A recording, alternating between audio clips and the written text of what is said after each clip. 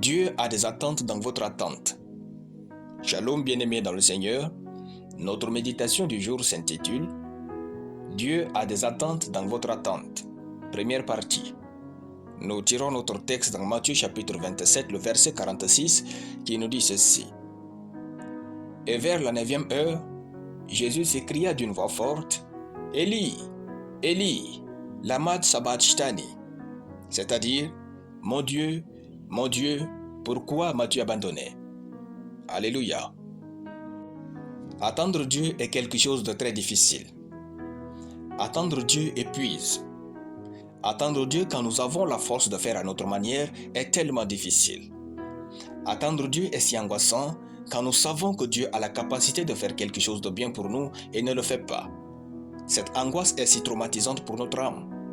Cette angoisse était si forte dans l'âme du Seigneur Jésus qu'il a dû crier de toutes ses forces, « Mon Dieu, pourquoi m'as-tu abandonné ?» Le Seigneur Jésus savait tout de sa vie, de sa destinée et il proclamait même sa résurrection. Mais là, attendre Dieu pendant qu'il souffrait patiemment était une chose très difficile pour lui. Frère, Dieu ne vient pas à nous selon notre calendrier parce qu'il a des attentes dans nos attentes. C'est-à-dire, pendant que nous attendons Dieu pour quelque chose, Dieu attend de nous un certain nombre d'attitudes. Pour Jésus, il attendait sa mort. La première chose que Dieu attend de nous dans nos attentes envers lui, c'est celle de voir si nos convictions sont vraies. Il attend de certifier nos convictions. Avoir des convictions est une chose, mais vivre pour elles en est une autre. Tout le monde peut avoir des convictions, mais peu meurent pour elles. Êtes-vous prêt à mourir pour ce que vous croyez?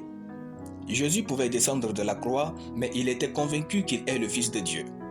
Jésus a tenu pour ses convictions, il était mort pour elles, puis Dieu l'a ressuscité et élevé. Êtes-vous prêt à mourir pour vivre dans la sainteté, la fidélité, la loyauté, la droiture et la parole de Dieu? Dieu va laisser la vie tester vos convictions. Si vous changez pour n'importe quoi, Dieu ne peut pas vous élever. Dans la Bible, Joseph est allé en prison pour sa conviction que la fornication était un péché. Daniel était jeté dans la fosse aux lions parce qu'il fut un bon frère.